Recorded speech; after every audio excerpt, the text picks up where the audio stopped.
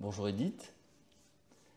Tu es venue au Bel Ordinaire pour un premier temps de résidence début janvier de cette année et tu reviens aujourd'hui en mars pour une deuxième semaine de résidence. Peux-tu nous expliquer quel est l'objet de ta recherche et comment s'articulent ces deux temps de résidence?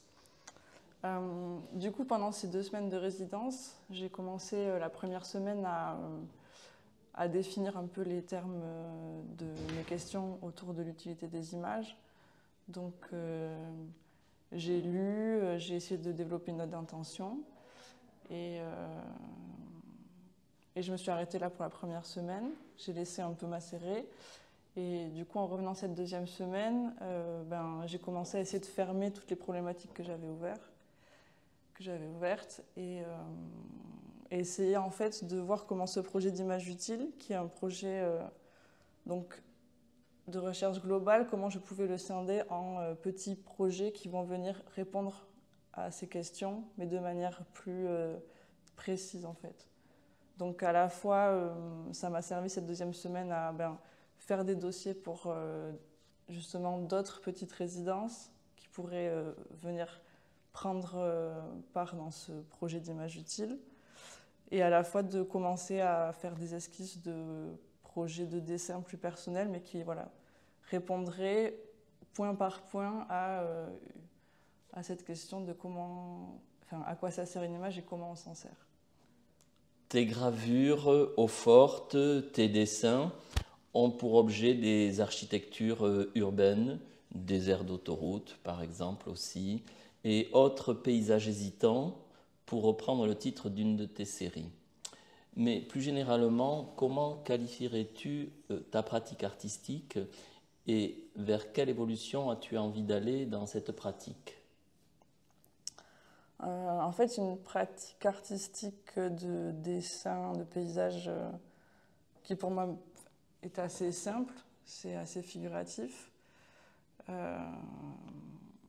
Mais en fait, je pense qu'à chaque fois que je fais un dessin, je réfléchis aussi à la manière dont il va être imprimé. En fait, je pense que comme je viens du design graphique, en fait, je fais très rarement des dessins, des œuvres uniques, mais je réfléchis toujours une série de reproductions. Et, euh, et en vrai, c'est un peu un jeu à chaque fois de réfléchir à comment le processus d'impression de la série de dessins va venir va différencier justement cette série. Parce qu'une gravure, quand on fait une série de gravures, en fait, elles peuvent être toutes identiques, ou on peut instaurer une petite variation dans l'impression qui va faire que toutes les estampes sont finalement un peu différentes. Et j'aime bien réfléchir à ça. Et dans la sérigraphie aussi, c'est quelque chose qui est intéressant parce qu'on peut réfléchir le dessin par couche, enfin en gravure aussi. Mais j'aimerais bien continuer à réfléchir à faire des images sérielles, mais variables, enfin variées. Tu as des projets dans ce sens-là? Ouais. Euh, Là, je réfléchis en fait un peu en lien avec cette histoire d'image utile parce qu'en fait, j'ai commencé aussi à définir quelles sont les images utiles, par exemple, qu'on a dans notre quotidien. Et, euh, et donc, par exemple, j'aimerais bien réfléchir sur la carte postale, qui est un objet particulier qu'on peut utiliser de différentes manières, mais qui vit à la fois un souvenir, à la fois une offrande à quelqu'un. En fait, on lui offre un souvenir que lui n'a pas. Et, euh, et en même temps, c'est une image imprimée. Donc forcément, c'est une image. En fait, avec cette histoire d'image imprimée et d'image utile, je trouve qu'il y a un croisement. Parce que quand on fait une image imprimée, forcément, on réfléchit à une série. Donc en fait, on réfléchit à... C'est du design, en fait. C'est-à-dire qu'on réfléchit une image pour un nombre, pour une masse.